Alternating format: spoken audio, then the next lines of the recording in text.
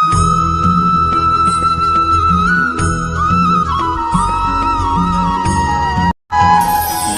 আপদ আপনাকে সন্ত্রস্ত করে রাখতে পারে, কিন্তু এই বিপদ প্রত্যেকের জীবনে কোনো না কোনো কারণে থাকে। এটা আপনাকে দেখায় যে আপনার মধ্যে কি খামতি রয়েছে, কেন রয়েছে। এই বিপদ হলো সেই মাধ্যম যার দ্বারা আপনি নিজের দুর্বলতাকে নিজের শক্তিতে পরিবর্তন করতে পারেন।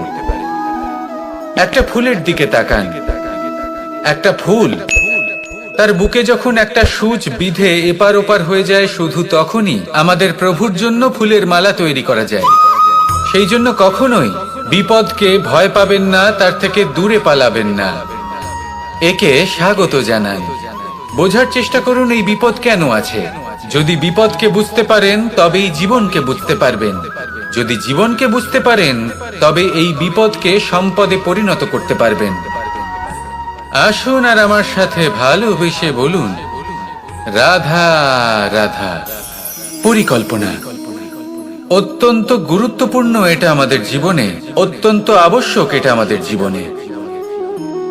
কিন্তু এই পরিকল্পনা ঠিক কতটা হওয়া উচিত, অর্থাৎ এই পরিকল্পনার সম্পর্কে কতটা চিন্তা করা উচিত, কতটা ভবিষ্যতের বিষয়ে চিন্তা করা উচিত। এবার দূরদর্শিতা অত্যন্ত বিশিষ্ট গুণ মানব জীবনে, কিন্তু দূরদর্শিতায় এতটাও মগ্ন হওয়া উচিত নয় যে কাছের জিনিসগুলোই নজরে না পড়ে। আজকের কথা বাদ দিয়ে শুধুই ভবিষ্যৎ নিয়ে চিন্তা করা অনুচিত। এবার দেখুন, পরিকল্পনা করুন, কিন্তু তার থেকে বেশি উপভোগ করুন। এই মুহূর্ত সম্পর্কে অবগত নয়, কিন্তু ভবিষ্যতের কথা আমরা চিন্তা করতে থাকি। আমি এটা অনুভব করতে চাই, ওইটা অনুভব করতে চাই, ওই আনন্দ প্রাপ্ত করতে চাই। এটা অনুচিত। পরিকল্পনা করুন, সংযত করুন, কিন্তু আজকে, বর্তমানকে, এই মুহূর্তকে। জীবনের বাস্তবিক আনন্দ এটা, আর জীবন যাপনের সব থেকে শ্রেষ্ঠ পথও এটা। আসুন আমার সাথে ভালোবেসে বলুন, রাধা রাধা।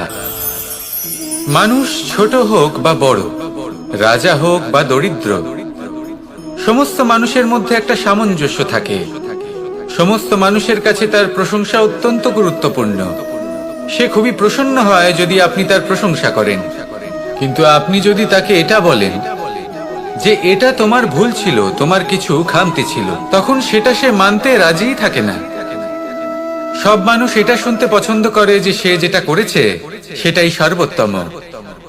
এবার আমি আপনাকে একটা কথা বলি, এ হলো নিন্দা, এ হলো প্রশংসা, আর এই হলো সত্য, যা সবার থেকে উচ্চস্থানীয়। সেই জন্য মানুষ আয়না দেখে। আয়না তাকে তার সৌন্দর্য দেখায় না, তাকে দেখায় যা সত্য, যাতে মানুষ আরো সুন্দর হওয়ার চেষ্টা করতে থাকে। তাই আয়না অত্যন্ত গুরুত্বপূর্ণ সত্যকে জানার জন্য। জীবনে নিন্দুকের মাহাত্ম্য প্রশংসকের মাহাত্ম্যের থেকে অনেক বেশি। কেন? কারণ তারা আপনাকে আপনার খামতি দেখায়, আপনার ভুলগুলো বুঝিয়ে দেয়, আপনাকে একটা সুযোগ দেয় নিজেকে শুধরে নিতে, নিজেকে আরো শ্রেষ্ঠ করে তুলতে, যা প্রশংসক করতে পারে না।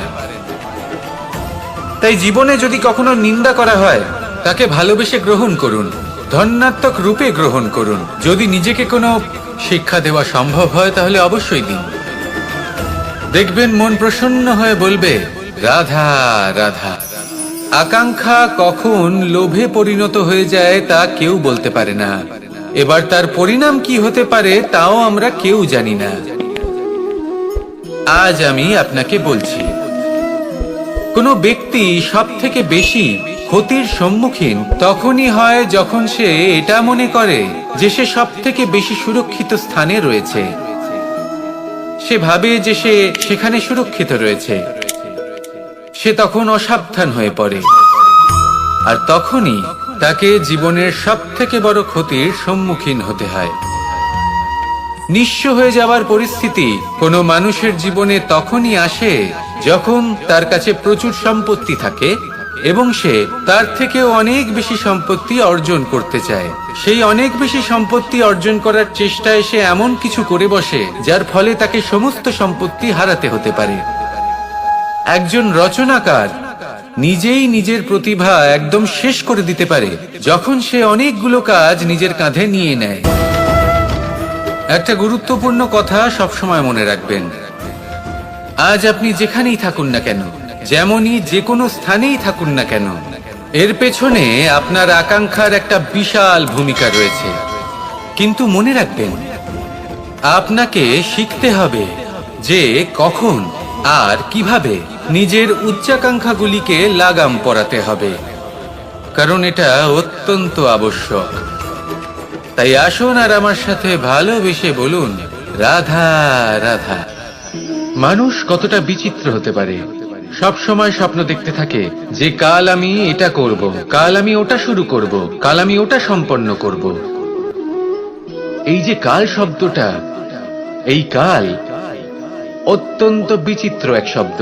আমরা সবসময় এটাকে আসতে দেখতে পাই, কিন্তু এটা আসাতে বর্তমানে পরিণত হয়। আবার আজ নতুন কাল দেখতে পাই, তার জন্য অপেক্ষা করি, যখন সেটা সামনে আসে বর্তমানে পরিণত হয়। এই কাল সবসময় একটা মিথ্যে সান্ত্বনা দেয় যে সে আসছে, কিন্তু সে কখনোই আসে না। যেটা আপনার হাতে রয়েছে তা হলো আজ, বর্তমান। তাই যা করার আছে, যা সম্পন্ন করতে চান, যা শুরু করতে চান, আজ করুন, বর্তমানে করুন। কারণ আজ আপনি যা করবেন সেটাই আপনার ভবিষ্যৎ নির্ধারিত করবে। ভবিষ্যতের বিষয় ভাবতে থাকলে ভবিষ্যৎ সুন্দর হবে না। আজ কর্ম করতে হবে। তাই আজ বর্তমানে জীবনযাপন করুন, কর্ম করুন, আর আমার সাথে ভালোবেসে বলুন, রাধা রাধা। সৌন্দর্য। মানুষ নিজের সৌন্দর্যের বিষয়ে কতটা ভাবে, চায় যে সে সব থেকে বেশি রূপবান হবে, সব থেকে বেশি সুন্দর হবে। কিন্তু সৌন্দর্যের পরিভাষা কি তা কি সে জানে? কোনো মাকে জিজ্ঞেস করুন, ওনার জন্য সৌন্দর্যের পরিভাষা ওনার সন্তান। কোনো ভক্তকে জিজ্ঞেস করুন, ওনার জন্য সৌন্দর্যের পরিভাষা ওনার ভগবান। শ্রীরামকে জিজ্ঞেস করুন, ওনার জন্য সৌন্দর্যের পরিভাষা হলো হনুমান। ভাঙা হানু, ফুলে যাওয়া মুখ, দেখতে গেলে উনি বানর, লম্বা লেজ, এত নিরীহ যে ওনাকে অমূল্য মালা দিলে সেটা ছিঁড়ে তার ভেতরে শ্রীরামকে খুঁজছিলেন। কিন্তু ওনার ভাবনা কত সুন্দর। উনি এটা বিশ্বাস করেন যে সংসারের যতই মূল্যবান জিনিস দিয়ে এই মালা তৈরি করা হোক না কেন, যদি এর মধ্যে শ্রীরাম না থাকেন তাহলে এর মধ্যে কোনো অর্থ নেই। সৌন্দর্য রূপে নয়, ভাবনায় নিহিত থাকে।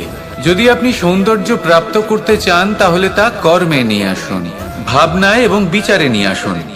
এই সৌন্দর্য আপনার সাথেই থাকবে। যদি আপনি সৌন্দর্যকে রূপের মধ্যে খোঁজেন তাহলে কিছুক্ষণের জন্য পাবেন, সেই সৌন্দর্য সময়ের সাথে হারিয়ে যাবে। সৌন্দর্য যদি পেতে চান, খুঁজতেই চান, তাহলে হৃদয় খুঁজুন, কর্মে খুঁজুন। মন প্রসন্ন হয়ে বলবে, রাধা রাধা। আমরা সকলেই কামনা করি, আমরা সবাই সেটা প্রাপ্ত করতে চাই যা আজ পর্যন্ত কেউ প্রাপ্ত করেনি, সেটা পেতে চাই যা আজ পর্যন্ত কেউ পেতে পারেনি, সেটাই কাছে রাখতে চাই যা আজ পর্যন্ত কখনো আমরা পাইনি। এবার সেটা কিভাবে করা যেতে পারে? যদি আপনি সেটা প্রাপ্ত করতে চান যা আজ পর্যন্ত আপনি কখনো পাননি, তাহলে আপনাকে সেটা করে দেখাতে হবে যা আজ পর্যন্ত আপনি কখনো করেননি। সেই চেষ্টা করতে হবে যা আজ পর্যন্ত কখনো করেননি, সেই পরিশ্রম করতে হবে যা আজ পর্যন্ত কখনো করেননি।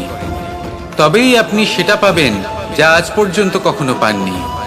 কারণ যেমন বীজ বপন করবেন তেমনই অঙ্কুর আপনি লাভ করবেন। আসুন আর আমার সাথে ভালোবেসে বলুন, রাধা রাধা।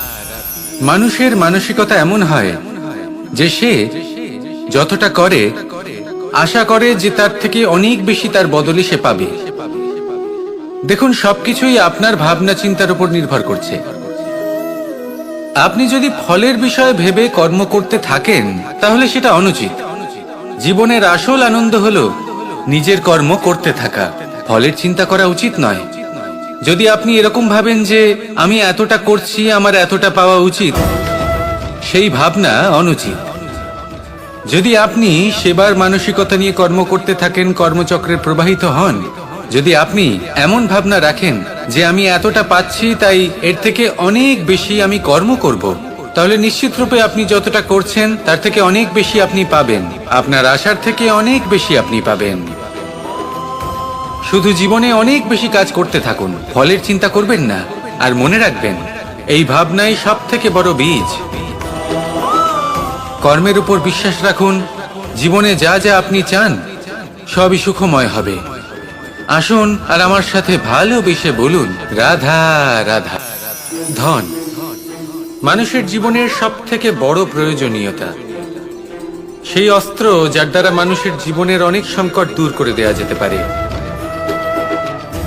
সেই মাধ্যম যার দ্বারা সংসারের সমস্ত জাগতিক সুখ স্বাচ্ছন্দ্য লাভ করা যেতে পারে। কিন্তু ধনের দ্বারা আমরা সবকিছু লাভ করতে পারি না।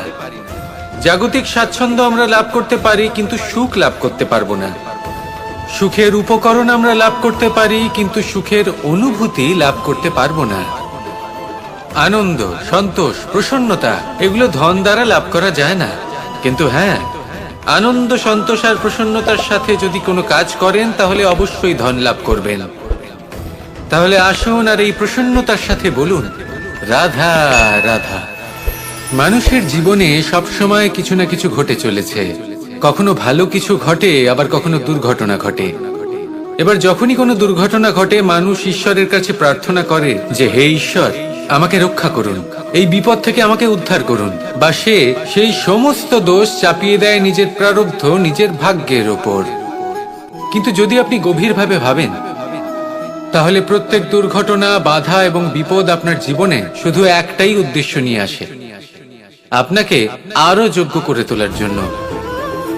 যদি আপনাদের একটা উদাহরণ দিই, বর্ষার ঋতুতে যখন প্রচন্ড মাত্রায় বৃষ্টি পড়ে, ছাদ থেকে জল পড়তে থাকে, তখন আপনি নিশ্চিত করে নেন, স্থির করে নেন যে এবার আমি এই ছাদকে নতুন করে বানিয়ে তুলব, আরো শক্তিশালী বানিয়ে তুলব, আরো দৃঢ় বানাবো। আপনার জীবনে যখন কোনো অসুখ করে, তারপর আপনি জীবনে আরো সাবধানী হয়ে যান, আরো সতর্ক হয়ে যান, স্থির করে নেন যে এটা যেন দ্বিতীয়বার না হয়। ঠিক কিনা? এই বিপদ, এই দুর্ঘটনা, এই সংকট, এগুলো জীবনে আসবে আপনাকে আরো শ্রেষ্ঠ করে তোলার জন্য। এবার এটা আপনার ওপর। আপনি একে ভাগ্যের পরিহাস বলে মনে করবেন, নাকি ঈশ্বরের সংকেত মনে করবেন, যিনি আপনাকে আরো শ্রেষ্ঠ করে তুলতে চান। সিদ্ধান্ত আপনারই। আসুন আর আমার সাথে ভালোবেসে বলুন, রাধা রাধা। সংসারে দুই ধরনের পথ হয়, উচিত পথ আর অনুচিত পথ। একটা শুভর দিকে নিয়ে যায় আর একটা অশুভর দিকে নিয়ে যায়। অনেক সময় অজ্ঞানতাবশত জীবনে আমরা সেই পথ নির্বাচন করে নিই যা আসলে অনুচিত। তারপর নিজেকে আশ্বস্ত করে ফেলি যে এই পথেই চলতে হবে, এখান থেকে ফেরার পথ নেই। কিন্তু যদি সত্যি বলি, তাহলে এটা শুধুই আপনার ভ্রম। আপনার মধ্যে শুধুমাত্র একটু দৃঢ়তার অভাব আছে, তা জাগ্রত করুন আর বাড়িয়ে তুলুন। আপনি দেখবেন এই সংসারে এমন কোনো পথ নেই যেখান থেকে ফিরে আসা সম্ভব নয়। এমন কোনো মানসিকতা নেই যা বদলানো সম্ভব নয়। যদি আজ এই মুহূর্তে আপনার মনে হয়ে থাকে যে আপনি কোনো অনুচিত পথে আছেন আর আপনি কোনো শুভ পথে যেতে চান, তাহলে ওখান থেকে ঘুরুন আর ফিরে আসুন, আবার সেই মোড়ে ফিরে আসুন আর সেই পথ নির্বাচন করুন যা আপনার জন্য শুভ। একটু সময় অবশ্যই লাগবে, কিন্তু নিশ্চিত রূপে আপনার উদ্দেশ্য এবং আপনার গন্তব্য এই দুই অনেক শ্রেষ্ঠ হয়ে উঠবে। তাহলে আসুন আর আমার সাথে ভালোবেসে বলুন, রাধা রাধা। কোনো গাছের গায়ে লেগে থাকা ফলকে দেখুন, সে কতটা সুখী অনুভব করে, কতটা সুরক্ষিত অনুভব করে। তার যে খাবারের প্রয়োজন পড়ে তা সে গাছের শিকড় থেকে পেয়ে যায়। গাছের শাখা, ডাল তাকে সাহায্য করে থাকে, পাতা তাকে আশ্রয় দেয়, ওকে ছায়া প্রদান করে। কিন্তু সেই ফল যদি ওখানেই থাকে, তাহলে কি হবে? উচিত হবে?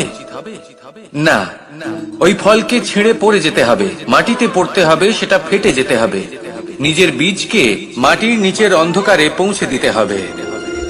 তারপর সে রূপ পাল্টাবে আর এক অঙ্কুরে রূপান্তরিত হবে, অঙ্কুর যা বৃক্ষে রূপান্তরিত হবে, বৃক্ষ যা অনেক ফলকে জন্ম দেবে।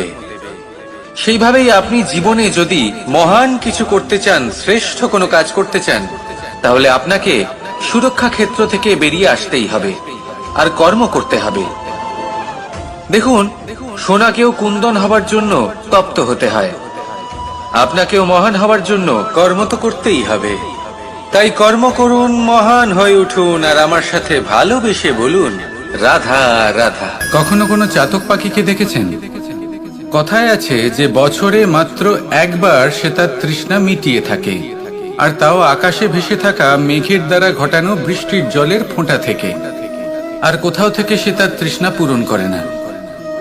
সারা বছর সে নিদারুণ গরম সহ্য করে, তীব্র শীতও সহ্য করে, শুধু এই আশা নিয়ে যে বছরে একবার অন্তত সেই মেঘের ঘন ঘটা হবে, বৃষ্টি হবে, আর সে তার তৃষ্ণা নিবারণ করবে।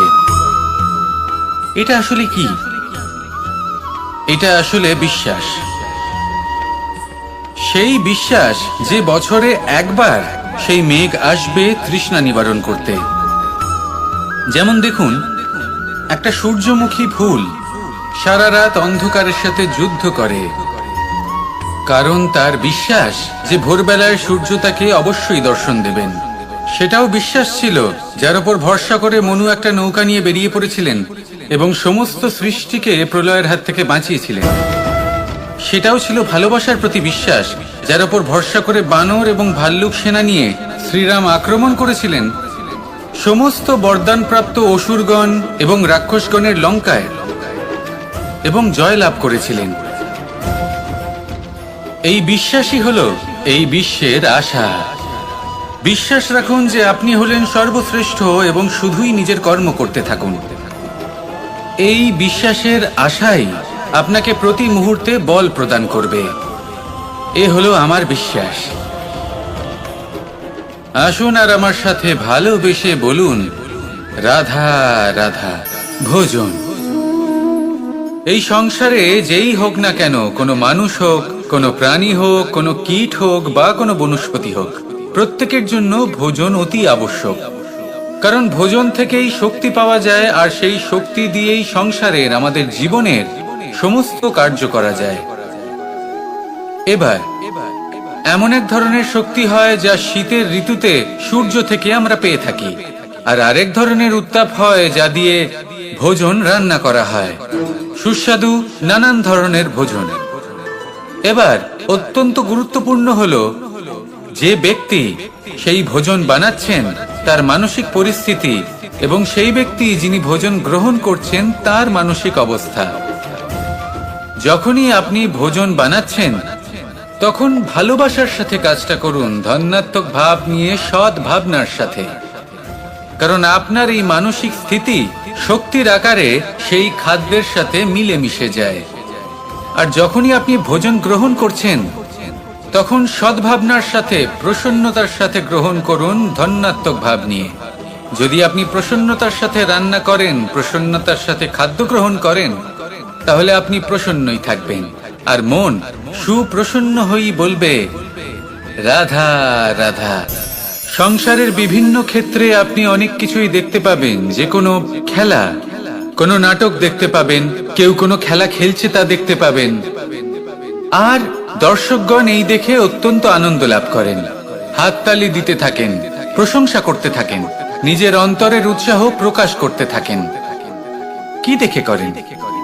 সেই সমস্ত খেলোয়াড়দের দেখে করেন যারা এই খেলাটা খেলছে, তাই না?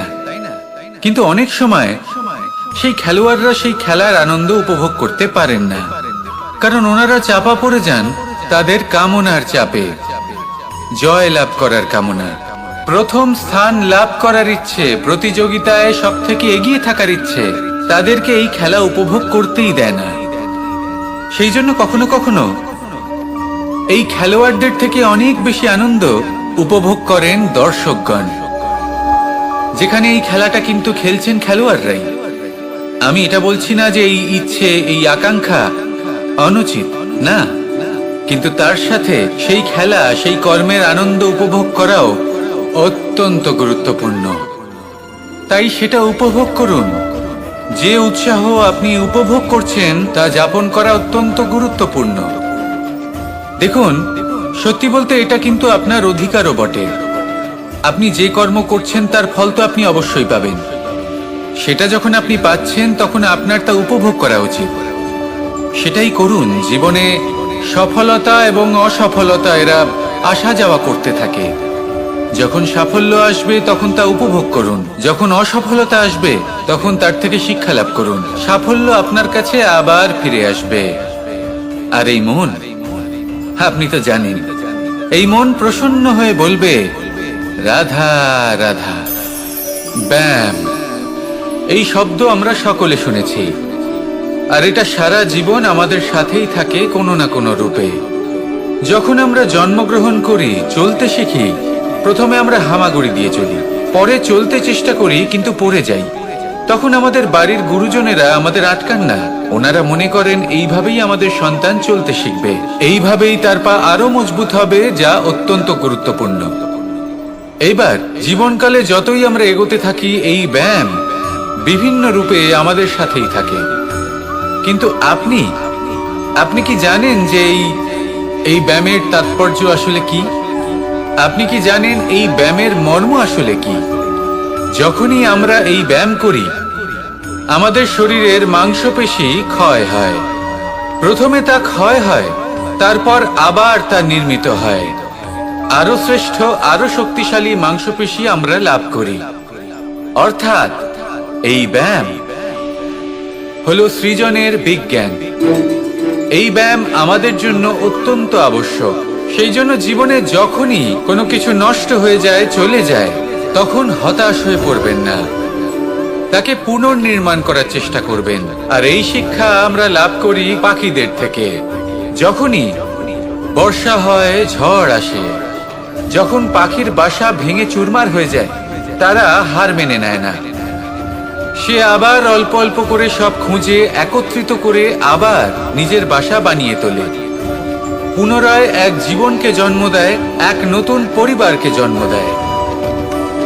তাই মনে রাখবেন, জীবনে এইভাবেই যদি আপনি নির্মাণ করতে চান, সৃজন করতে চান, তাহলে সেই নির্মাণের জন্য ভাঙনের অভিজ্ঞতা থাকা অত্যন্ত আবশ্যক।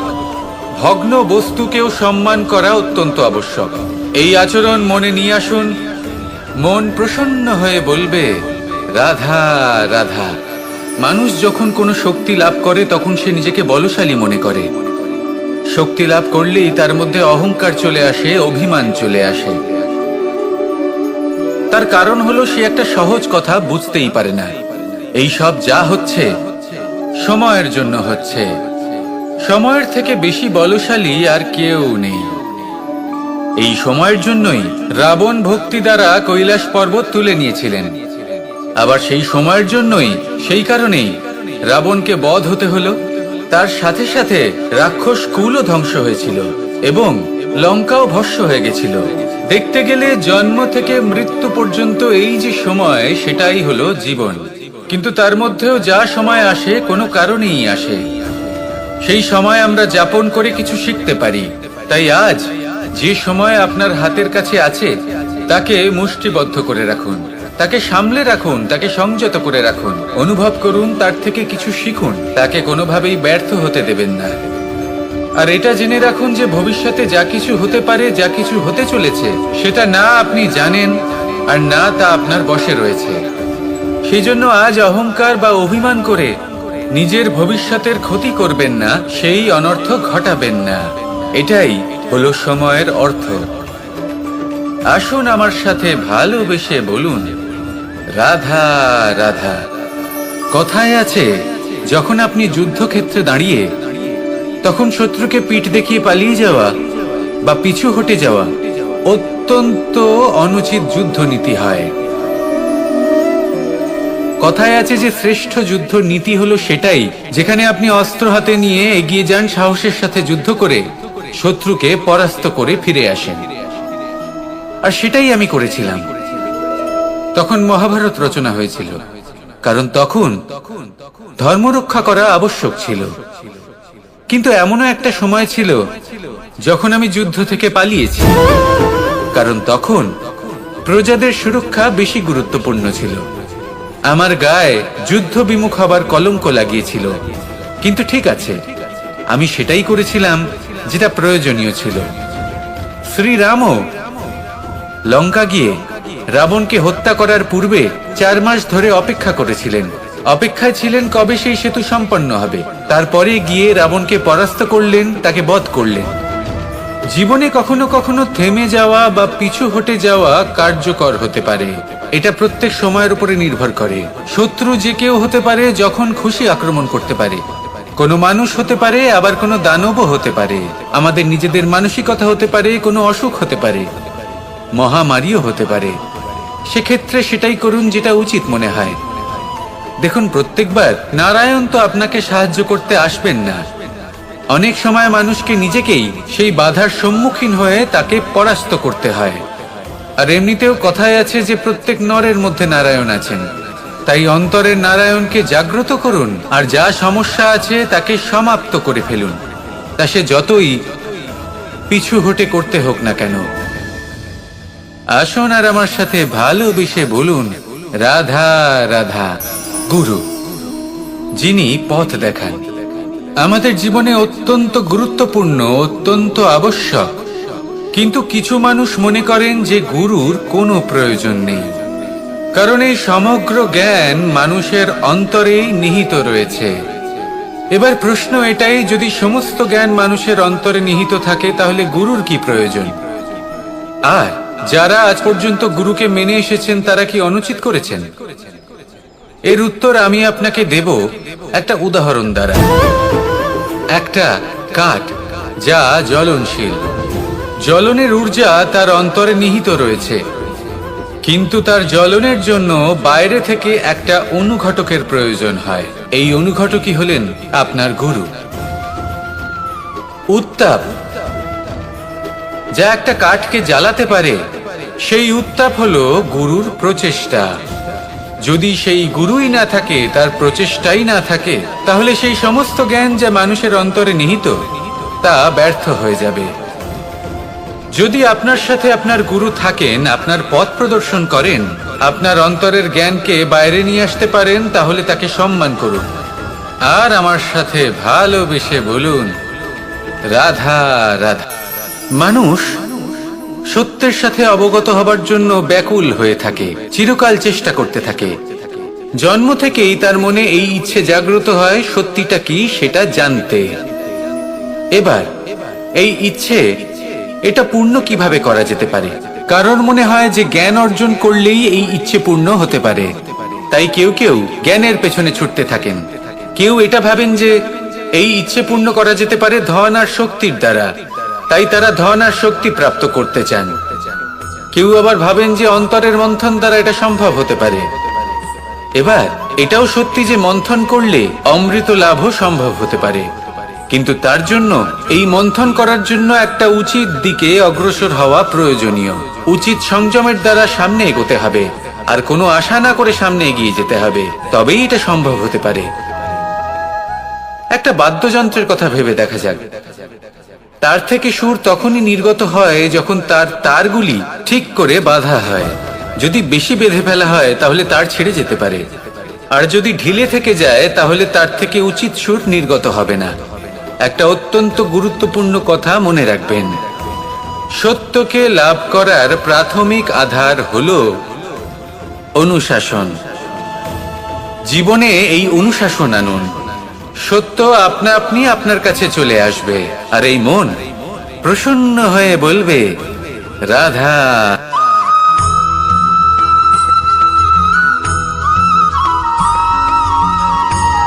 মানুষ জন্মগ্রহণ করেন, বড় হতে থাকেন, পুরুষার্থ লাভ করেন, অর্জন করেন। অর্জন করা আসলে কি? বেশিরভাগ মানুষ বলেন অর্জন করা অর্থাৎ ধন সম্পত্তি অর্জন করা। আর কি অর্জন করা যায়? আর কি লাভ করা যায়? আসল প্রশ্ন হলো এটাই যে কি এমন আছে যা বাস্তব রূপে অর্জন করার যোগ্য। তা হলো ব্যবহার, জ্ঞান এবং সন্তোষ। কেন? কারণ আপনি যখন এই সংসার ছেড়ে চলে যাবেন, তখন আপনার ধন সম্পত্তি আপনাকে বিদায় জানাতে আসবে না। আপনাকে বিদায় জানাতে আসবে আপনার আপনজন, যাদের সাথে আপনার সুসম্পর্ক ছিল।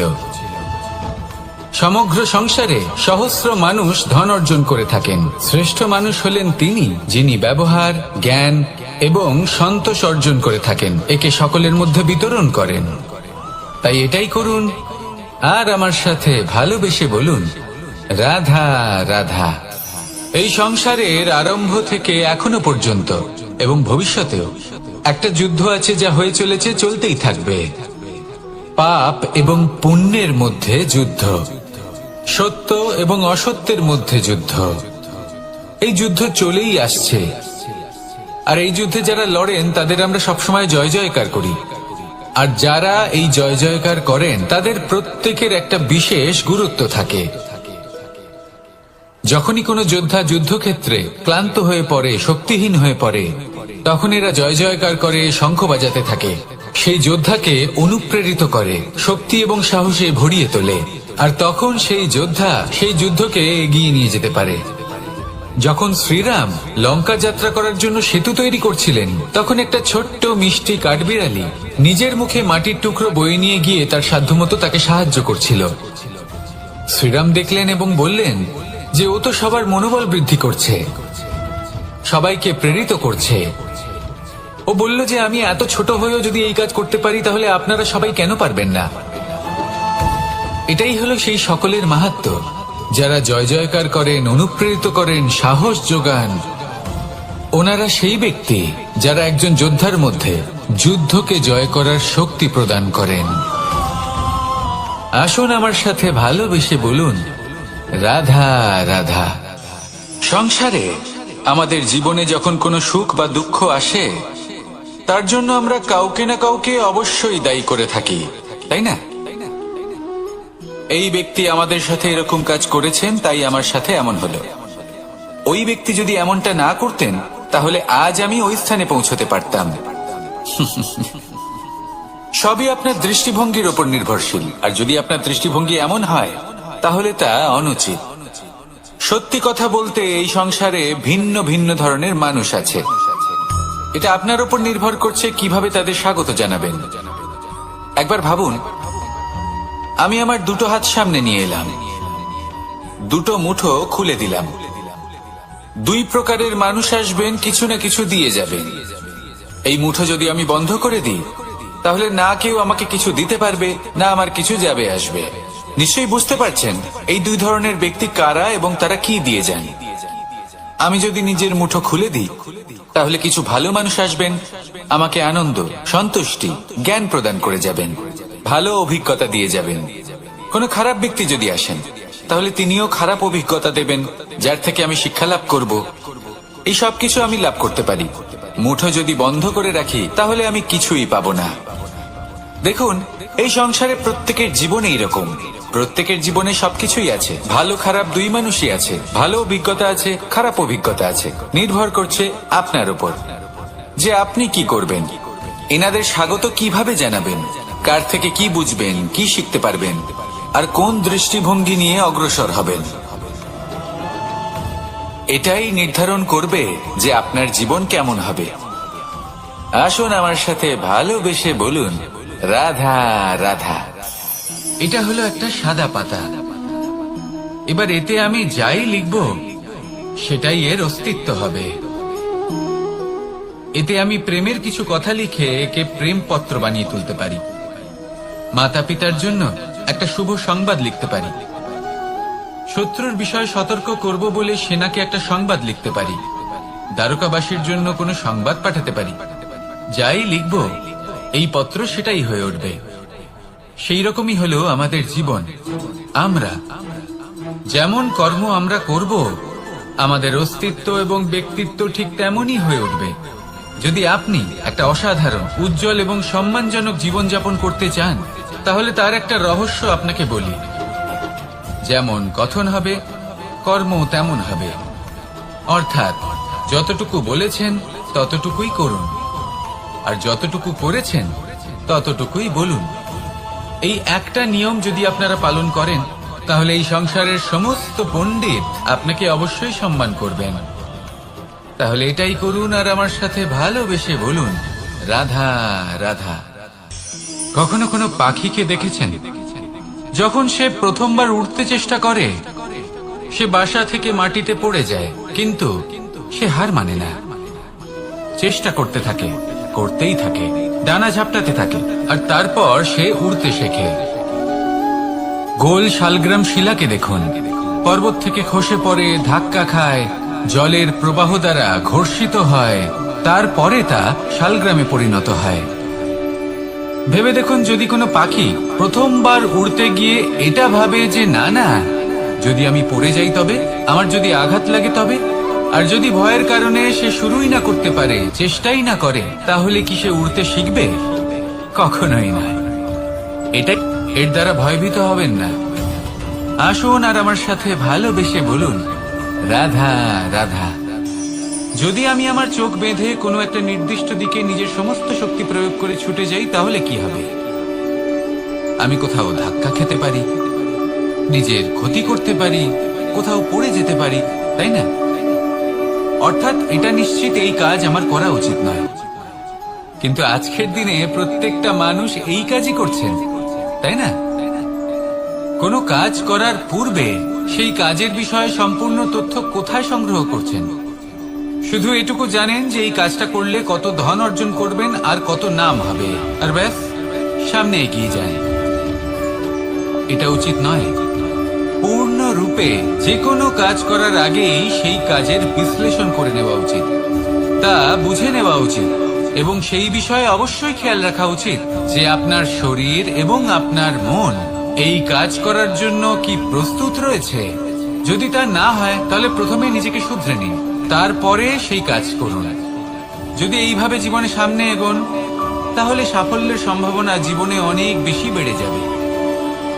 তাহলে এটাই করুন আর আমার সাথে ভালোবেসে বলুন, রাধা রাধা।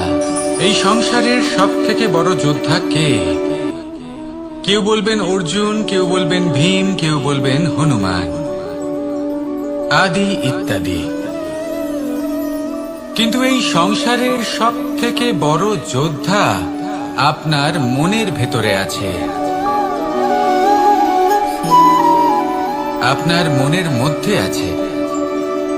সেই ব্যক্তি সব থেকে উঁচুতে পৌঁছতে পারেন যিনি নিজের অন্তরের খামতি বুঝতে পারেন, নিজের দোষ বুঝতে পারেন, তার সাথে লড়াই করেন এবং তার উপর বিজয় লাভ করেন।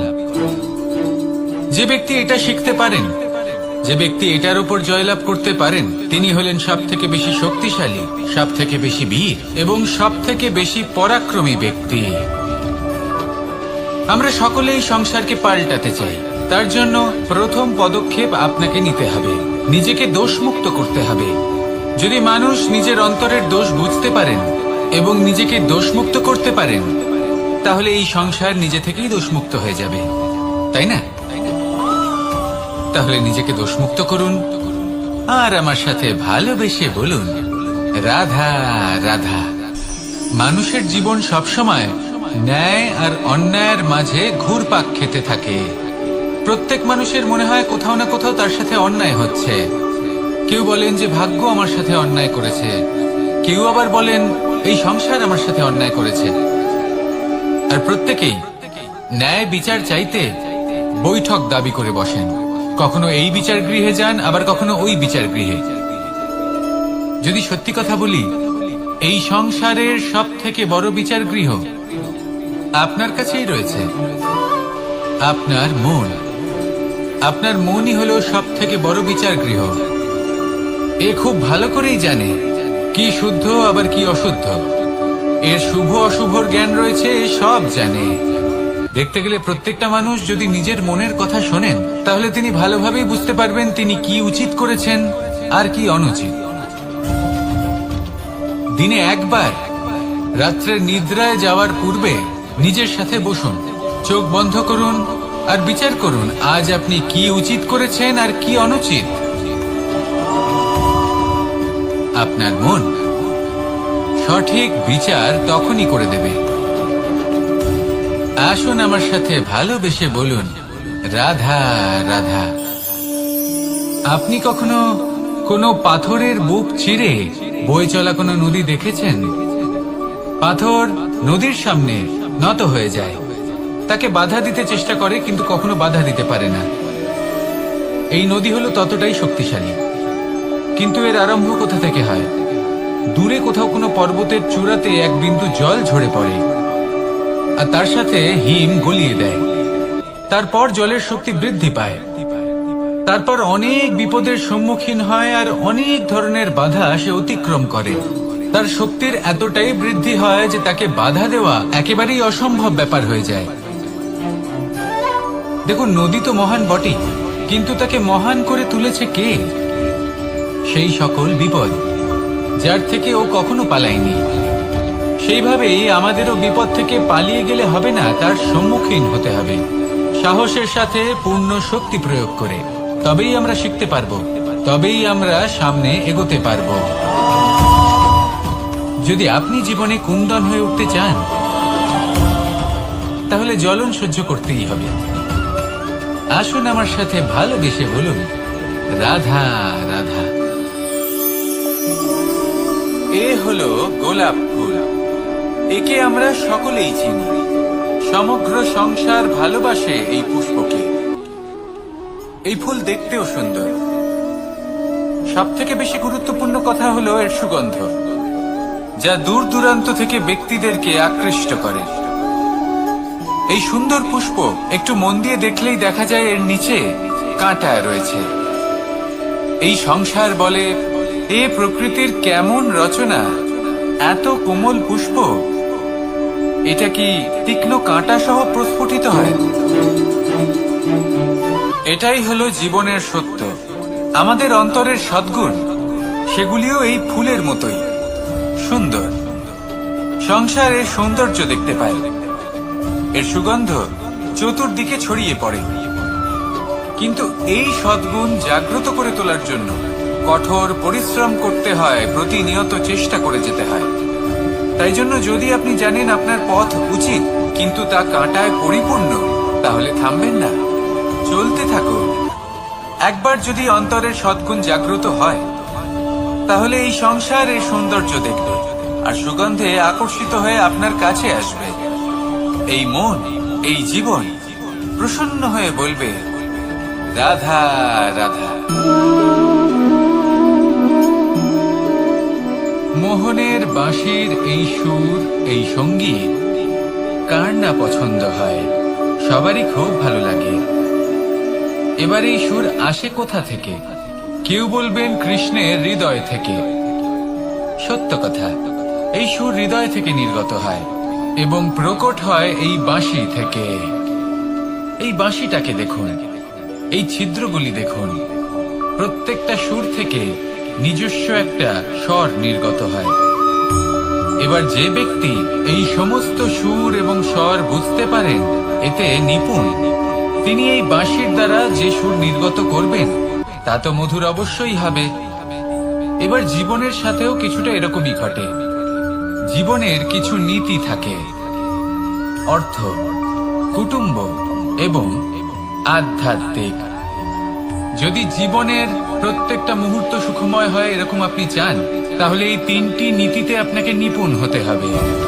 কোনো একটি বিশেষ নীতির প্রতি যদি আপনি বেশি ঝুঁকে পড়েন, তাহলে বাকি দুই নীতি থেকে যা সুখ লাভ করা সম্ভব তা পারবেন না। ধন অর্জন করতে হবে পরিবারের জন্য, পরিবারের সুখ মনের শান্তির জন্য, মনে শান্তির প্রয়োজন মনের শুদ্ধতার জন্য। যখন এই মন শুদ্ধ হবে, জীবন শুদ্ধ হবে, পবিত্র হবে, সুন্দর হবে এবং ভালোবেসে বলবে, রাধা রাধা। জল, এ হলো জীবনের আধার, পঞ্চতত্ত্বের মধ্যে একটি, আর অত্যন্ত বিশেষ। এর থেকে অনেক বড় শিক্ষা পাওয়া যায়। এই জল গন্তব্যের বিষয়ে এর স্পষ্ট ধারণা আছে। ও জানে ওর লক্ষ্য কি, আর প্রয়াস করে ততদূর সে পৌঁছেও যায়। এটি পর্বত থেকে বয়ে নিচে নেমে আসে, নদীর সাথে সমাহিত হয়ে তার সাথে বয়ে চলে, চিরসবুজ বনানী গড়ে তোলে, প্রাণীদের তৃষ্ণা নিবারণ করে, সামনে এগিয়ে চলে, মানুষের সাথে মিলিত হয়। যারা একে বাঁধের মধ্যে বেঁধে রাখতে চেষ্টা করে সে বন্দি দশাতেও থেকে যায়, মানুষের কল্যাণ করে। তারপর বাঁধ থেকে মুক্তি পেয়ে এগিয়ে চলে, কোথাও ধাক্কা খায়, কোথাও বাধা পড়ে, কোথাও যদি পথ খুঁজে না পায় তাহলে পথ খুঁজেই নেয়, আর যেখানে পথ থাকে না সেখানে পথ বানিয়ে নেয়, আর শেষ পর্যন্ত নিজের লক্ষ্যে পৌঁছেই যায়, অর্থাৎ সমুদ্রে গিয়ে সমাহিত হয়ে যায়। আমাদেরও কিছুটা এরকমই হয়ে উঠতে হবে। যেখানেই যাবেন সকলের কল্যাণ করুন, সামনে এগোন। আপনি কোথাও পড়ে গেলে, ধাক্কা খেলে আঘাত লাগবেই, উত্থান পতন লেগেই থাকে। সামনে এগোতে থাকুন। কোথাও পথ না পেলে তা খুঁজে নিন, কোথাও পথ না থাকলে তা বানিয়ে নিন। নিজের গন্তব্যের কথা সব সময় মনে রাখুন। শেষ পর্যন্ত নিজের মোক্ষ লাভ আপনি অবশ্যই করবেন। আর আমার সাথে ভালোবেসে বলুন, রাধা রাধা। জীবনের প্রত্যেক মুহূর্ত আমাদের কিছু না কিছু শিক্ষা দেয়, নির্ভর করছে আমাদের দৃষ্টিভঙ্গির ওপর। যেমন নদী হলো আমার অত্যন্ত প্রিয়, নদীতে ভ্রমণ করতে আমার খুব ভালো লাগে। কি বলেন? নদীতে সবসময় নতুন কিছু থাকে, ও পুরনো কিছুই নিয়ে বসে থাকে না, সব সময় প্রবাহমান, কখনো থামে না। ততক্ষণ থামে না যতক্ষণ না সাগরে গিয়ে সমাহিত হচ্ছে। ঠিক এইভাবেই আমাদেরও উচিত নিজের জীবন অতিবাহিত করা, নদীর মতো। প্রত্যেক মুহূর্ত নতুন, তাই সেইভাবেই জীবন যাপন করুন। পুরনো কিছুই একত্রিত করে রাখবেন না, বিগত স্মৃতির মাঝে নিজেকে হারিয়ে ফেলবেন না। এই যে বর্তমান, এই যে মুহূর্ত, সেটাই হলো সর্বশ্রেষ্ঠ। এর মাঝেই জীবন যাপন করুন, নদীর মতো প্রবাহমান হতে শিখুন। আপনি শিখে গেলে তাহলে মনে রাখবেন, আমার আপনার মাঝে বিচরণ করতে বড়ই ভালো লাগবে। যে ব্যক্তি আনন্দের সাথে জীবনের প্রত্যেকটা মুহূর্ত অতিবাহিত করে কোনো চিন্তা ছাড়াই প্রবাহমান হয়, কখনোই থামে না যতক্ষণ না মুক্তি লাভ করছেন, এমন ব্যক্তির মধ্যেই রাধাকৃষ্ণ বসবাস করেন। তাহলে আসুন আমার সাথে ভালোবেসে বলুন, রাধা। আরে সব থেকে গুরুত্বপূর্ণ তত্ত্ব কোনটা? প্রথম হলো সময়।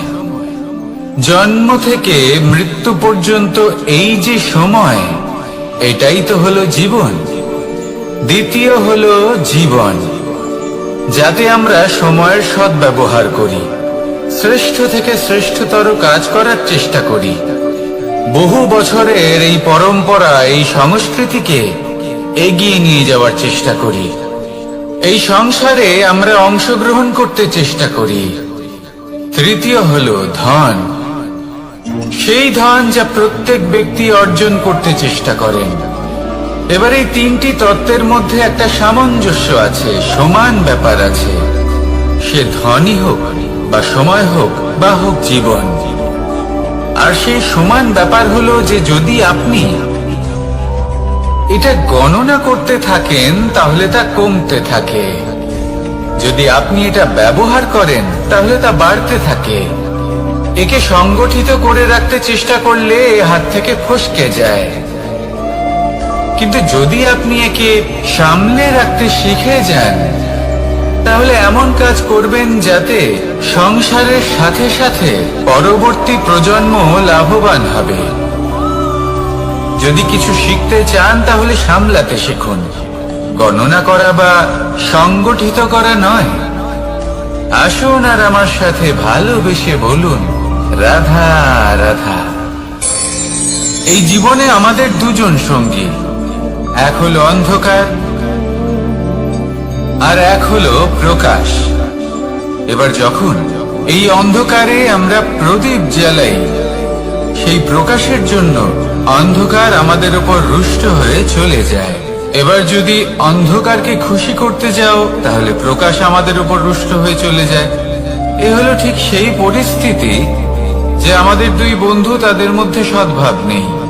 যদি কোনো একজনের মান ভাঙাতে বা খুশি করতে যাও তাহলে দ্বিতীয়জন অবশ্যই রুষ্ট হয়।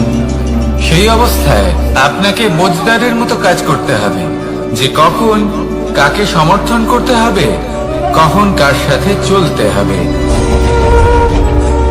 যদি পারেন তাহলে সকলকে একসাথে নিয়ে চলবেন। যদি কোনো মানুষের মধ্যে বনিবনা না হয় তাহলে তাদের মধ্যে সামঞ্জস্য বজায় রেখে সংসারের রীতিনীতির চক্র চালিত করা, এটাই তো হলো মনুষ্য জীবন। এবার এটা কিভাবে করা সম্ভব?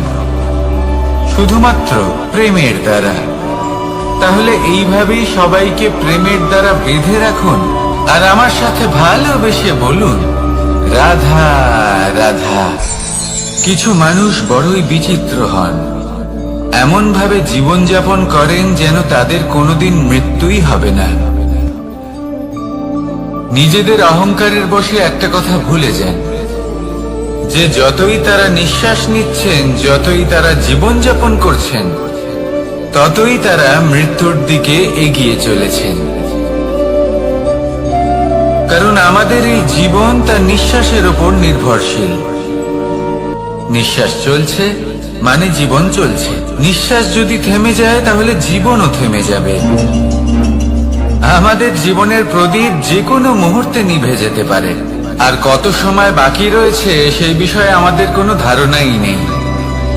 তাই যে মুহূর্ত আমরা এখন যাপন করছি সেটার সদ্ব্যবহার করে নেওয়া যাক, কোনো শুভ কর্ম করে নেওয়া যাক, এমন কোনো কর্ম যার দ্বারা আমাদের ব্যক্তিত্বতে এমন এক চমক আসে যে আমাদের মৃত্যুর পরেও এই সংসার আমাদের চিরস্মরণীয় করে।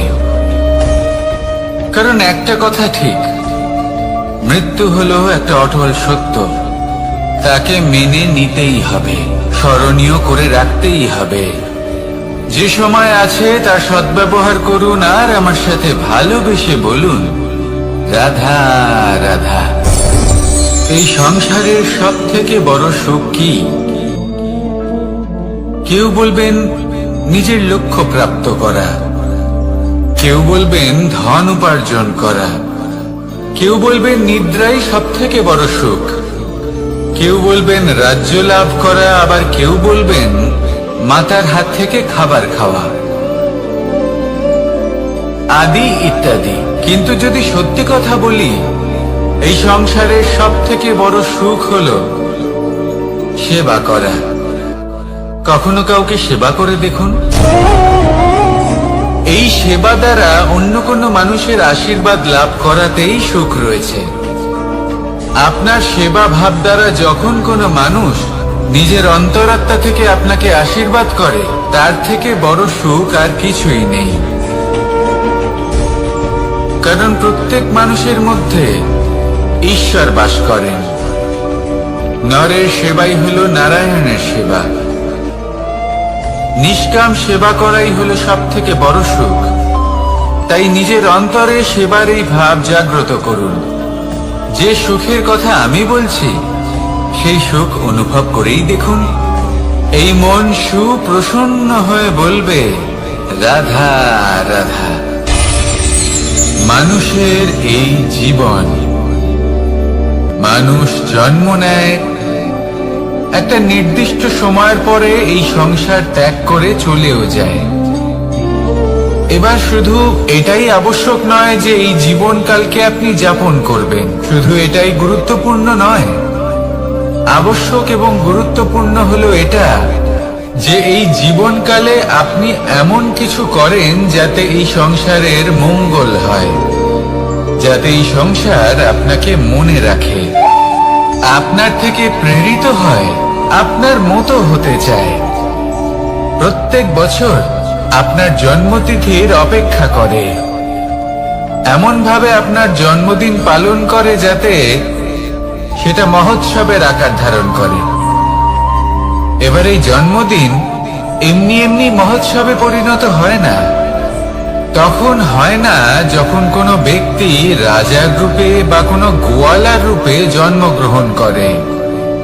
তখন পরিণত হয় যখন একজন মানুষ জন্মগ্রহণের পরে এই সংসারকে কোনো শিক্ষা দিয়ে যান।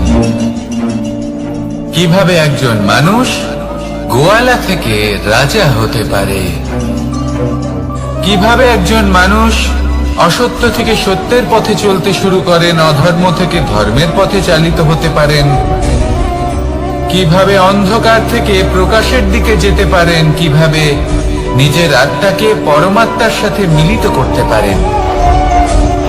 তা সে রামনবমী হোক বা জন্মাষ্টমী হোক, তাদের জীবনের সাথে জড়িত প্রত্যেক মুহূর্ত একটা পরবের আকার ধারণ করে। তাহলে আপনিও এইভাবে নিজের জীবন যাপন করতে থাকুন। এই সংসারে শুধু ভালোবাসা বিতরণ করুন, কিছুটা এমন ভাবে বিতরণ করুন যাতে আপনি এই সংসার থেকে চলে যাওয়ার পরেও এই সংসারে আপনি শুধুই ভালোবাসা বিতরণ করতে পারেন। যদি আপনি এরকম করেন, সংসারকে প্রেরণা দেন, তাহলে আপনার জীবনও রাধা কৃষ্ণের প্রেমের মতোই অলৌকিক এবং দৈব হয়ে উঠবে। আসুন আর আমার সাথে ভালোবেসে বলুন, রাধা রাধা। আপনি এটা শুনে থাকবেন যে ছোট্ট একটা বালক সে ঈশ্বরের প্রতিরূপ হয়, কিন্তু এমন কেন বলা হয় তা কি আপনি কখনো ভেবে দেখেছেন? আমি আপনাকে বলছি, কোন একটা ছোট্ট বালককে দেখুন, সে কি করে? সকলকে সমান চোখে দেখে। ওর মনে না কোনো ছলনা রয়েছে, না কোনো কপটতা, না অহংকার রয়েছে, আর না কোনো বিষয় নিয়ে কোনো চিন্তা। সকলকে সে সমান চোখে দেখে আর নিজের মধ্যেই প্রসন্ন থাকে, সকল বিকার থেকে মুক্ত। এগুলোই তো সেই গুণ সেই বালকের মধ্যে, যা হলো ঈশ্বর স্বরূপ। এবার ভেবে দেখুন, যদি প্রত্যেকটা মানুষ এই ছোট বালকের মতো সেই সব গুণ নিজের মধ্যে জাগ্রত করে তোলে, তাহলে কি হবে? তারাও ঈশ্বর তুল্য হয়ে উঠবে। তাই আপনিও এটাই করুন, নিজের মনকে বিকার মুক্ত করুন সেই ছোট্ট বালকের মতো। মনের মধ্যে না কোনো চিন্তা রাখবেন, না মোহ, না ক্রোধ, না কোনো রকমের ছলনা বা কপটতা। সবাইকে সমান চোখে দেখুন আর নিজের মনেই প্রসন্ন থাকতে শিখুন। এই মন প্রেমময় হয়ে বলবে, রাধা রাধা। মানুষের জীবন বড়ই বিচিত্র হয়। যেই মুহূর্তে জন্ম নেয়, একটা প্রতিস্পর্ধায় প্রবেশ করতে থাকে। মানুষ জন্ম নেয় আর প্রতিস্পর্ধা শুরু হয়ে যায় ভাই এবং বোনের মধ্যে সর্বশ্রেষ্ঠ হবার, সবার থেকে এগিয়ে থাকার। তারপরে সে যায় গুরুকুলে, নিজের বন্ধুদের মধ্যে সর্বশ্রেষ্ঠ হওয়ার প্রতিস্পর্ধা শুরু হয়। এবার সেখান থেকে বাইরে বেরিয়ে সংসার জীবনে প্রবেশ করে ধন উপার্জনের প্রতিস্পর্ধা শুরু হয়। তা সে যুদ্ধই হোক বা কলা হোক, এই প্রতিস্পর্ধা কখনোই আমাদের পিছু ছাড়ে না। তাই যদি প্রতিস্পর্ধা করতেই হয়, তাহলে আমরা মানুষকে সাহায্য করার প্রতিস্পর্ধা কেন করব না? এমন এক প্রতিস্পর্ধা যাতে যে কেউ জিতুক বা যে কেউ হারুক না কেন, লাভ সকলের হবে। সকলের মধ্যে প্রেম বিতরণ করতে থাকুন, এইভাবেই আনন্দ বিতরণ করতে থাকুন। আর আমার সাথে ভালোবেসে বলুন, রাধা রাধা। দু রকমের প্রাকৃতিক বেগ থাকে। প্রথম হলো বর্ষা। যখন এর বর্ষণ হয়, তখন মাটিকে শীতল করে নতুন ফসল ফলায়। আর দ্বিতীয় হয় পবন, যা আমাদের সর্বদা শ্বাসবায়ু প্রদান করে। অশান্ত এই মনকে শান্তি প্রদান করে, এই ক্লান্ত শরীরে স্ফূর্তি প্রদান করে। আমাদের জীবনে যত আবেগ আছে, তা হয় বর্ষার মতো হওয়া উচিত, নয় হওয়া উচিত পবনের মতো। ক্রোধ, মতভেদ, বিবাদ, এগুলো হওয়া উচিত বর্ষার মতো। অর্থাৎ কিছু সময় পরে যেন এরা নিজে থেকেই ছিন্ন ভিন্ন হয়ে চলে যায়। আর যদি পবনের মতো কোনো আবেগ থাকা উচিত তা হলো প্রেম, যা সর্বদা শ্বাসবায়ু প্রদান করে, সবসময় সাথে থাকে। একে আমরা অনুভব করতে পারি না, কিন্তু এ আমাদের অনুভব করার জন্য প্রাণবায়ু প্রদান করে। আর যখন চক্রবাতের মতো সে ভয়ঙ্কর হয়ে ওঠে, তখন সমগ্র সংসার বদলে দেয়। এর সারমর্ম একটাই, শক্তি। মতভেদ, ক্রোধ, বিবাদের মধ্যে নেই। শক্তি যদি থাকে, তা আছে প্রেমের মধ্যে। তাই এই প্রেমকে মনের মধ্যে রাখুন আর আমার সাথে বলুন, রাধা রাধা। প্রত্যেকটা মানুষ আলাদা হয় আর অত্যন্ত বিশেষ হয়। প্রত্যেক মানুষ ভিন্ন ভিন্ন পরিবেশে পালিত হয়, বড় হয়। প্রত্যেকের নিজস্ব চিন্তা ভাবনা থাকে, নিজস্ব বিচারধারা থাকে। যখন অনেক ভিন্ন বিচারধারা একত্রিত হয়ে যায়, তখন শুরু হয় বিবাদ। এবার এই বিবাদের সময় আপনি দেখবেন, দুই ব্যক্তি যাদের মধ্যে এই বিবাদ হচ্ছে, সবসময় এটা প্রমাণ করতে চান যে তার সামনের ব্যক্তি এবং তার ভাবনা, তার বিচারধারা বা তার বক্তব্য হলো অনুচিত। এবার এটাই যদি প্রেম পূর্বক রূপে আপনি ভেবে দেখতে চেষ্টা করেন যে সামনের ব্যক্তিটির বক্তব্য, তার মানসিকতা আসলে কি, তাতে উচিত ঠিক কি, সেটা আমরা বুঝতে পারি। একদিকে হলো এই বিবাদ, যা আপনাকে সামনের ব্যক্তিটিকে অনুচিত প্রমাণ করতে বাধ্য করে। আর অন্যদিকে হলো প্রেম, যা সামনের ব্যক্তিটির যুক্তি বুঝতে সাহায্য করে, তাতে উচিত কি রয়েছে সেটা বুঝতে বাধ্য করে, তাকে মহান হয়ে ওঠার পথে অগ্রসর হতে বাধ্য করে। তাই এই বিবাদকে ত্যাগ করুন আর প্রেমকে আপন করে নিন, আর এই প্রেম ভাব নিয়ে বলুন, রাধা রাধা। এই সংসারে বড়ই বিচিত্র এক শব্দ আছে, মূল্য। এর প্রয়োগ আমরা জীবনেও করে থাকি, আবার ব্যবসাতেও করে থাকি। একজন উদ্যোগপতি সবসময় বলেন, ব্যবসার মূল্য সবসময় উচ্চমান হওয়া উচিত, তাতে লাভ বেশি। অন্যদিকে আরেকজন ব্যক্তি যিনি পরোপকারী, যিনি ঈশ্বরের দর্শনের অভিলাষী, তিনি বলেন জীবনের মূল্য সব থেকে উচ্চমান হওয়া উচিত। অনেক সময় মানুষ কি করে থাকেন, ব্যবসার এই মূল্য, তা উচ্চতার শিখরে পৌঁছানোর লোভে জীবনের মূল্য নামিয়ে ফেলেন। যেখানে এই সমগ্র সংসার প্রেমের দ্বারা চালিত হয়, প্রেমই হলো এই সংসারের আধার। এবার যদি আপনি প্রেম করতে শিখে যান, তাহলে ব্যবসাতে নিশ্চিত রূপে লাভের সাথে সাথে কীর্তি এবং যশ লাভও করতে পারবেন। তা আমি নিশ্চিত রূপে বলতে পারি, কারণ ব্যবসাতে ওঠা নামা এসব চলতেই থাকে। জীবনকে আপনি যদি একবার উচ্চতায় নিয়ে যেতে পারেন, তাহলে তা কখনোই নামবে না। আসুন আর আমার সাথে ভালোবেসে বলুন, রাধা রাধা। যা বাধা দেয় তা হলো অবরোধ, যা এগিয়ে নিয়ে যায় তা হলো বিকাশ, আর যা ভাগ করে দেয় তা হলো গুণ। আপনি সবাইকে আনন্দ দিন, তার বদলে আপনিও আনন্দ পাবেন। আপনি সবার মধ্যে প্রেম ছড়ান, আপনিও তার বদলে প্রেমই পাবেন। এই দেখুন না, মেঘেদের দেখুন। এই যে মেঘ, এই মেঘের গুণ এইটা নয় যে এরা জল সংগ্রহ করে রাখে। এদের গুণ হলো এটাই যে এই মেঘ সকলের মধ্যে জল ভাগ করে দেয়। ধরিত্রীর এবং জগতের তৃষ্ণা নিবারণ হয়। সূর্য, সূর্যের গুণ এইটা নয় যে সে সব থেকে বেশি তেজস্বী। তার গুণ হলো এটাই যে সে নিজের তেজ সবার মধ্যে ভাগ করে দিতে পারে। ঠিক সেইভাবেই জীবনে আনন্দ, উল্লাস, প্রেম এই সব কিছুই ভাগ করে নিতে শিখুন। এইটাই হলো একটা গুণ, আর তার বদলে আপনি দ্বিগুণ আনন্দ, দ্বিগুণ উল্লাস, দ্বিগুণ প্রেম অবশ্যই পাবেন। যদি আপনি এই সবকিছু নিজের কাছেই জমিয়ে রাখেন, তাহলে আপনি নিজের বিকাশে নিজেই বাধা দেবেন।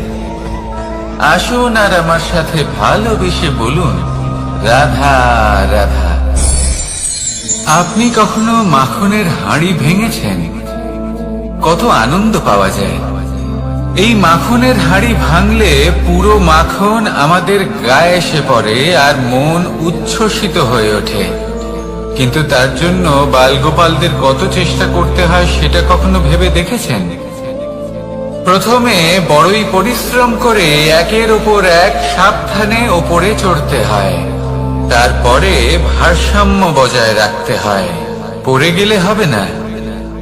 তারপর এই হাতের দ্বারা সেই মাখনের হাঁড়ি ভাঙতে হয়, তখন মাখন পড়ে। এবার এরকমই কিছু আমাদের জীবনে আমাদের সাথেও হয়। এবার আপনি বলবেন যে মাখনের হাঁড়ি ভাঙার এই প্রক্রিয়া, তার সাথে জীবনের কি সম্পর্ক থাকতে পারে? আসলে আমাদের মনের মাঝেও একটা হাঁড়ি রয়েছে, অহংকারের হাঁড়ি। আর এই অহংকারের হাঁড়ি যখন ভেঙে যায়, তখন প্রসন্ন হবার আনন্দ চতুর্দিকে ছড়িয়ে পড়ে। এই মন, এই আত্মা, এই দুই প্রসন্ন হয়ে যায়। কিন্তু তার জন্য আপনাদেরকেও বালগোপালের মতো চেষ্টা করে যেতেই হবে, ভারসাম্য বজায় রাখতেই হবে মনের মাঝে এবং এই বুদ্ধিতে, ভালো এবং মন্দের মধ্যে, লোভ এবং পরমার্থের মধ্যে। আর তারপর নিজে হাতে অহংকারের এই হাঁড়ি ভেঙে দিতে হয়। দেখুন, যদি ঈশ্বরের সঙ্গ লাভ করতে চান, তাহলে অহংকারের এই হাঁড়ি ভাঙতেই হবে। আসুন আর আমার সাথে ভালোবেসে বলুন, রাধা রাধা। মুঠো হাতের শক্তি বেশি, মুঠো খুললেই তা দুর্বল। তা এমন কি থাকা উচিত এই বন্ধ মুঠোয় যা লাখের সমান? মানসিকতা এবং স্বপ্ন। মানুষ জন্মগ্রহণ করে, তার মানসিকতা সময়ের সাথে উন্নত হয়। মানসিকতা অনুযায়ী সে স্বপ্ন দেখে, আর সেই স্বপ্ন সার্থক করতে সে পরিশ্রম করতে থাকে। কিন্তু খুব গুরুত্বপূর্ণ একটা কথা আছে যা আপনার মনে রাখা উচিত। আপনার এই মানসিকতা, আপনার এই স্বপ্ন, তা যেন আপনার নিয়ন্ত্রণে থাকে। আপনার বন্ধ মুঠোয় যেন এর লাগাম থাকে, আপনি যেন এর প্রভু হন। যদি তা হয়, তবেই আপনি লাভবান হবেন। যদি এরা আপনাকে নিয়ন্ত্রণ করতে থাকে, যদি আপনার মুঠো খুলে যায়, না পথ আপনার নিয়ন্ত্রণে থাকবে, না মানসিকতা থাকবে, না স্বপ্ন নিয়ন্ত্রণে থাকবে। আর যদি তাই হয়, তাহলে আপনি আপনার ভবিষ্যৎ নষ্ট করে ফেলবেন। তাই নিয়ন্ত্রণ করতে শিখুন নিজের বিচার বুদ্ধি, নিজের মানসিকতা, নিজের স্বপ্নকে। নিজের এই স্বপ্ন পূরণ করুন আর আমার সাথে ভালোবেসে বলুন, রাধা রাধা। এই সংসারের সব থেকে কঠোর ধাতুর মধ্যে একটি হলো লোহা। লোহা দিয়ে আমরা অনেক অস্ত্র শস্ত্র লাভ করি, অনেক বস্তুও লাভ করি। এবার এই লোহাকে কাটার জন্য, একে কোনো আকার দেওয়ার জন্য কি প্রয়োগ করতে হয়? লোহা। এবার এই কথাটা আমরা সকলেই জানি যে লোহার দ্বারাই লোহাকে কাটতে হয়। এবার এই কথা আমি আপনাকে কেন বলছি? এরপরে খুব বড় একটা প্রশ্ন আসে, যা খুব বড় শিক্ষা দিয়ে যায়। এটা কেন হয় যে আমরা একটা লোহা দিয়ে একটা লোহাতে আঘাত করছি, কিন্তু যে লোহা দ্বারা আঘাত করছি তার আকার বদলাচ্ছে না, যার ওপর প্রহার করছি তার আকার বদলাচ্ছে? এতে পার্থক্যটা কোথায়? পার্থক্য হলো তাপমাত্রার। দেখুন, যে লোহাকে আমরা কাটতে চাই তার তাপমাত্রা বাড়াতে হয়, তাকে গরম করতে হয়। আর যে লোহা দ্বারা আমরা আঘাত করতে চলেছি, সেই লোহা আমাদের ঠান্ডা রাখতে হয়, অর্থাৎ ঠান্ডা লোহা গরম লোহাকে কেটে দেয়। এবার এই শিক্ষা কি আমাদের জীবনে যথেষ্ট নয়? আমাদের জীবনে অনেক সমস্যা আসতে পারে, কিন্তু আমাদের এই বিষয়ে বিশেষ খেয়াল রাখতে হবে যে আমাদের মনকে আমরা যেন ঠান্ডা রাখি, এই মস্তিষ্ককে শান্ত রাখতে হবে। যদি আমরা ক্রোধ বা ঈর্ষার আগুনে জ্বলতে থাকি, বিদ্বেষের আগুনে জ্বলতে থাকি, তাহলে আমরাও সেই লোহার মতোই হয়ে যাব যার তাপমাত্রা অত্যন্ত বেশি।